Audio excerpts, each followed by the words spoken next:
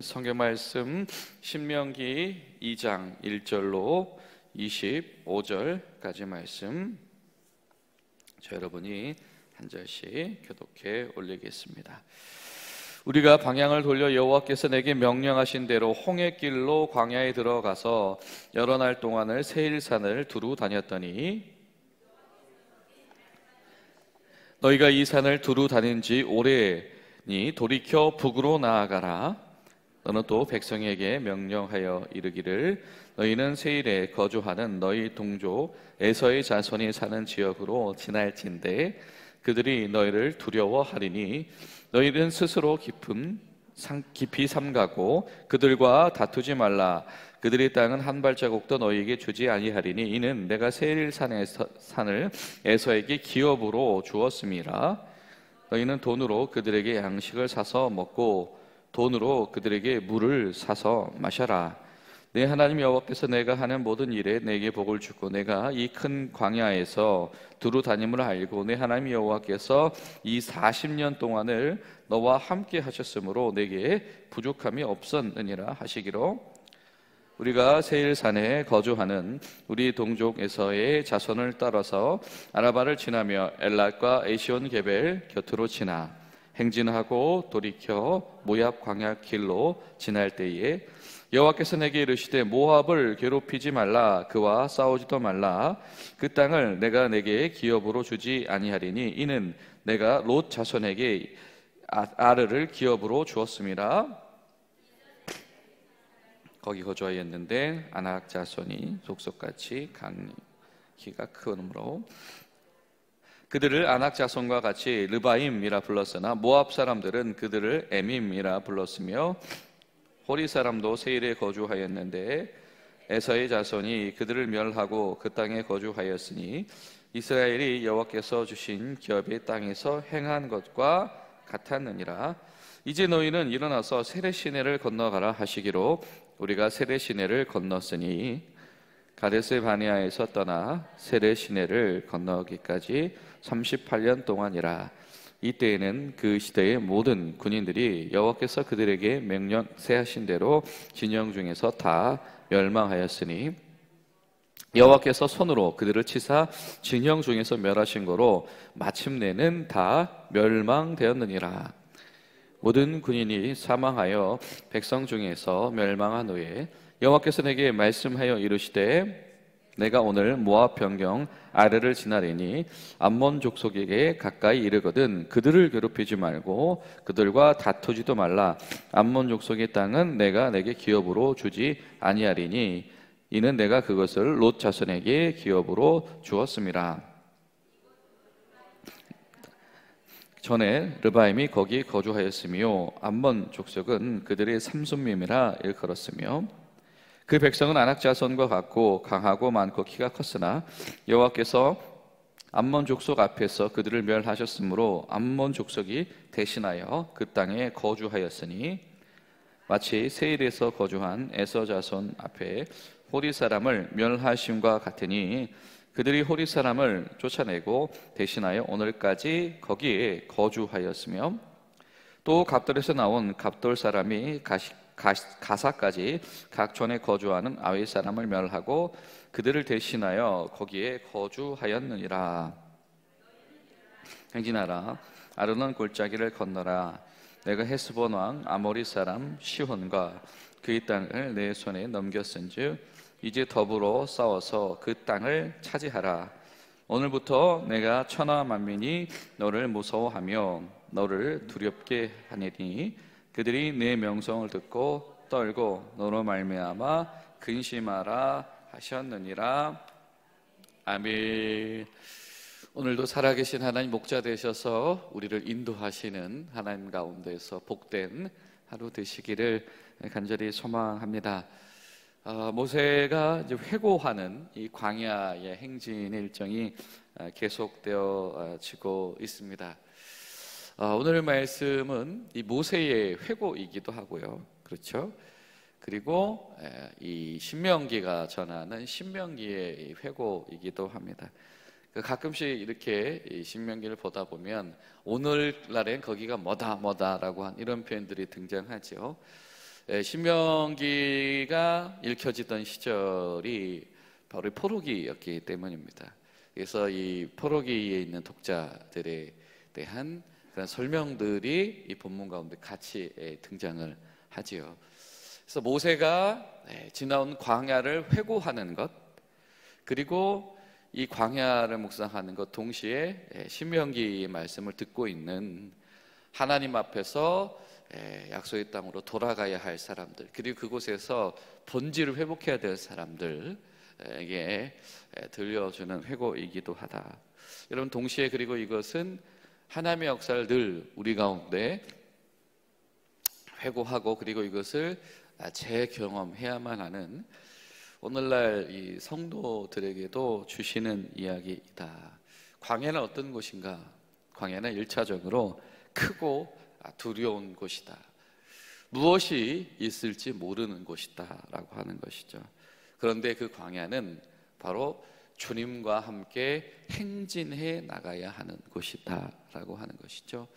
여러분, 우리 가운데에 그런 신앙의 고백들이 다시 한번 새로워지고 갱신되어지는 복된 하루 되시기를 간절히 소망합니다. 때론 우리가 하나님의 인도하심 속에서 걸어가야 되는 광야가 두려운 곳입니다. 왜냐하면 광야는 넓기 때문이다 라고 하는 것이죠. 오늘 7절 말씀을 보면 내 하나님 여호와께서 내가 하는 모든 일에 내게 복을 주시고 내가 이 큰 광야에 두루 다님을 알고, 자, 이 40년 동안 이 광야를 이 두루 다녔다, 이 넓은 광야를 두루 다녔다라고 하는 것이죠. 그리고 앞선 1장에서는 광야는 두려움의 대상이다, 두려운 광야다라고 하는 표현을 합니다. 왜 그럴까요? 뭐가 있을지 모르기 때문에 두려운 것이고, 그렇죠? 또 왜 두려울까요? 넓다, 광활하다. 그 이야기는 다닐 곳도 맞는 의미이기도 하지만 또 숨길 곳이 마땅하지 않을 수도 있습니다. 그렇죠? 사방에서 어떤 위험이 있을지 모르고, 그리고 그 넓은 이 광야 한가운데에 이 단체로 이렇게 노출되어진다라고 하는 것이 어쩌면 이게 언제까지 이 안전을 담보하고 있을까라고 하는 불안감이 찾아오는 일일 수 있습니다. 그리고 이 광야에서는 사람들만 무서운 게 아니죠. 기근인 굶주림을 만날 수도 있는 것이고, 또 이 자연재해를 만날 수도 있는 것이고, 그러니 사실 이 광야는 하나님께서 인도하시지 않으면, 구름기둥과 불기둥으로 인도하시지 않으면 결코 하루하루가 절대 만만치 않은 바로 그런 사람살이가 바로 이 광야의 유랑생활, 이 광야의 여정이다라고 하는 겁니다. 그런데 신명기는 분명히 선언을 합니다. 무엇이냐면 이 광야 여정의 출발이 어떠했는가라고 하는 겁니다. 다른 말로 표현하면 지금 이스라엘이 걷고 있는 이 광야 행진, 광야 유랑에 대한 의지를 가지고 있는 이가 누구인가? 그것은 다름 아닌 누구시다? 하나님이시다. 이거 우리가 가고 싶다고 가고 멈추고 싶다고 멈추는 거 아니다라고 하는 것입니다. 이것은 하나님께서 이끌고 가시는 것이고, 그래서 굳이 이런 표현을 써요. 40년 동안 함께 계셨다. 내게 부족함이 없었다. 여러분, 이것은 굉장히 신앙적인 고백이죠. 그렇죠? 모세처럼 하나님 앞에서 아니 이 광야를 우리가 어떻게 그렇게 지나올 수 있었을까? 그리고 어저께 수입에 나오신 분들은 말씀을 나눴죠. 이 광야의 여정이라고 하는 것이 시내산 이전과 이후가 나뉘어진다고요. 그죠? 시내산 이전은 무엇이었습니까? 양육의 광야입니다. 하나님께서 먹이시고 돌보시고 참아주시고 기다려주시고 라고 하는 것이었다면, 시내산 이후의 광야는 어떤 광야다? 이 훈련의 광야다. 본격적으로 배우고 나아가고 또 숙제도 하고 혼나기도 하고 해야 되는 바로 그런 광야다라고 하는 겁니다.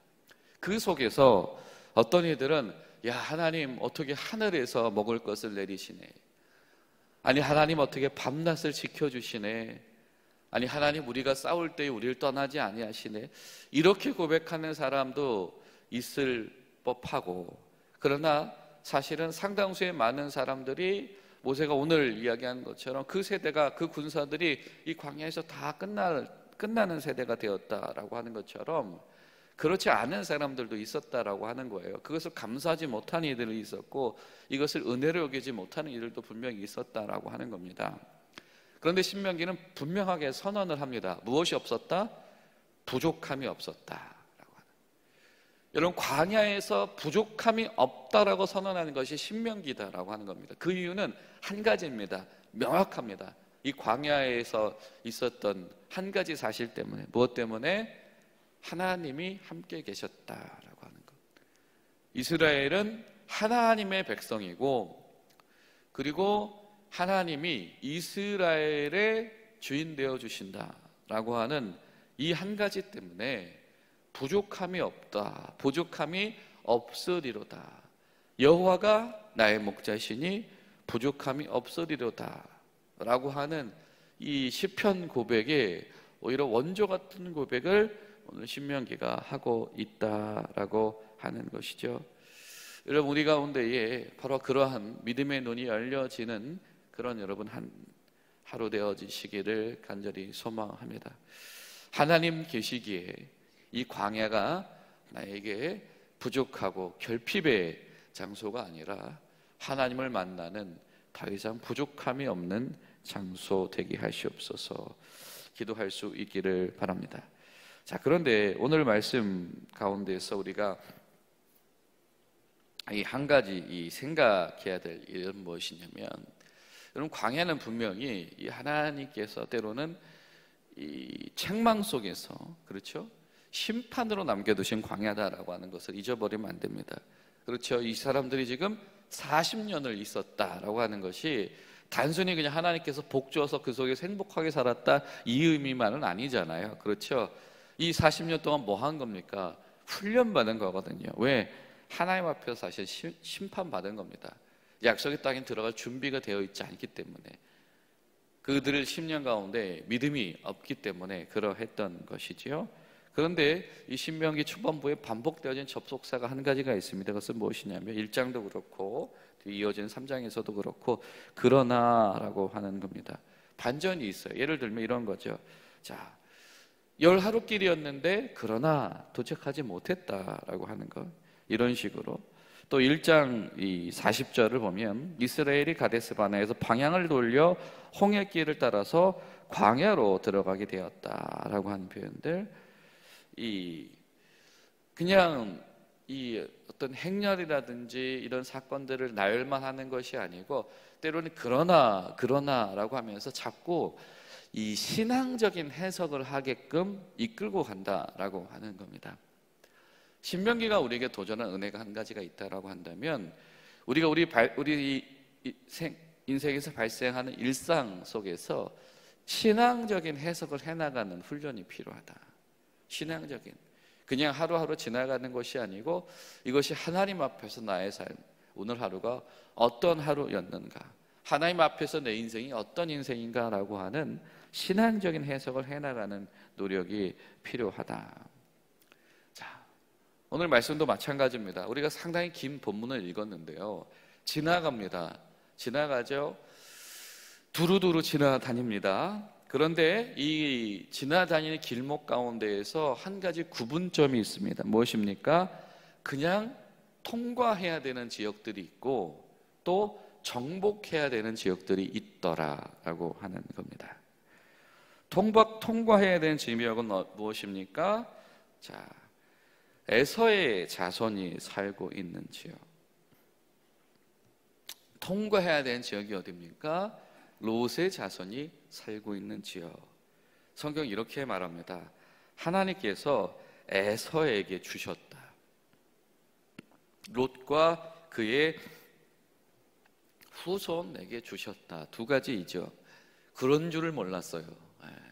하나님이 아브라함의 아주 적통들만 하나님께서 돌보시는 줄 알았는데, 우리가 주목하지 않는 사이에 하나님께서 에서의 후손들, 롯의 후손들, 어떻게 보면 이 성경에서 말하는 하나님의 역사의 메인 줄기에서는 어긋나 있었던 이들인데, 신명기는 그들에게 하나님이 주신 것이다, 그들에게 주신 것을 너희들이 뭐하지 말아라, 빼앗지도 말고 탐내지도 말아라.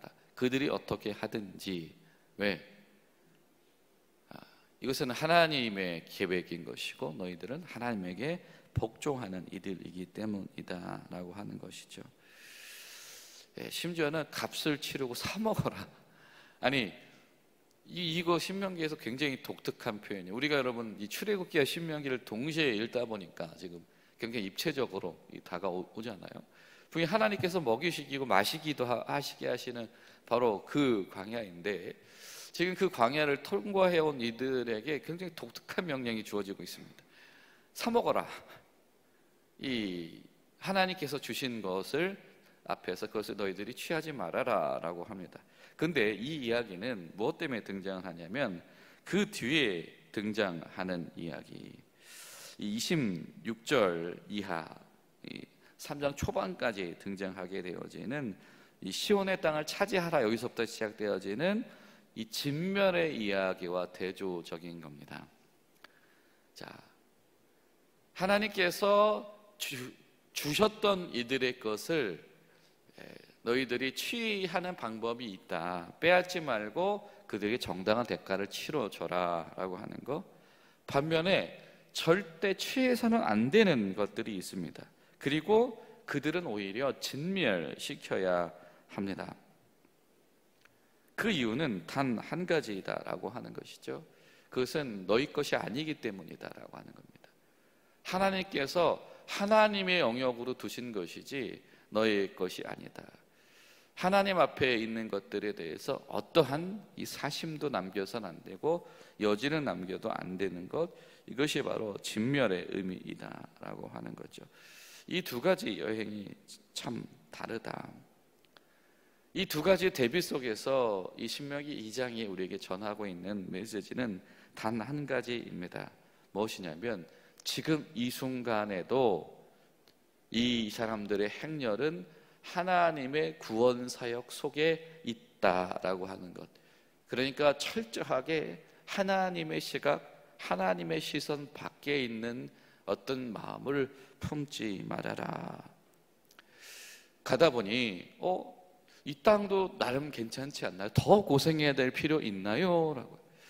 세일 지역도, 이 모압 땅도 암몬 땅도 어차피 하나님 주실 거면 굳이 저렇게 멀리 가지 말고 이쯤에서 주셔도 되지 않습니까? 이런 마음 품을 만하죠. 왜? 거기서 정착해 있는 사람들 잘 살고 있으니까. 하나님, 이거 우리 가지면 안 돼요. 우리도 이렇게 살면 안 돼요 라고 하는 것인데, 아니다, 더 가야 된다, 더 가야 된다 라고 하는 것이지요.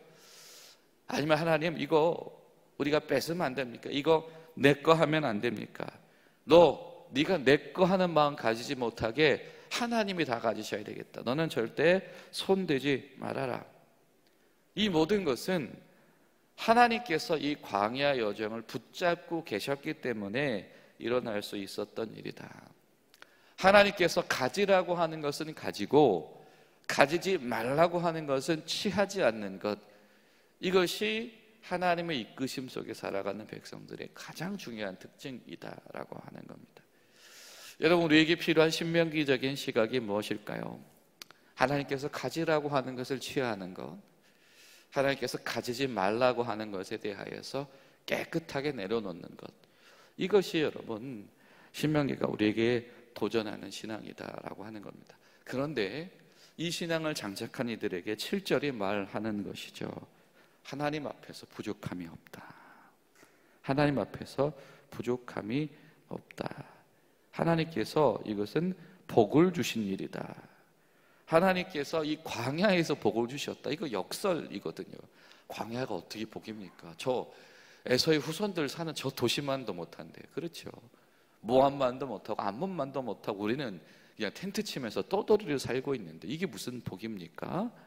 그런데 그것이 복이다라고 말할 수 있는 것, 하나님의 주시는 것만을 가지고 살아가는 사람들, 그 사람들이 바로 이 크고 두려운 광야를 지나가는 사람들이다라고 하는 겁니다.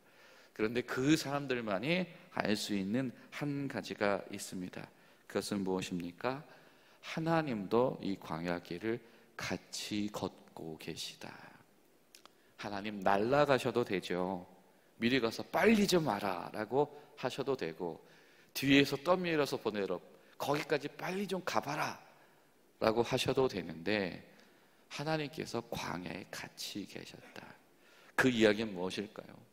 포로기 백성들에게는 하나님은 이 포로 생활에서도 함께 계실 것이니, 포로 생활하고 있다라고 해서 하나님이 주신 기준들을 포기하지 말아라 라고 하는 것이고, 포로기 이후에 돌아가서 하나님의 공동체를 재건해야 될 때 얼마나 힘든 일들이 많습니까?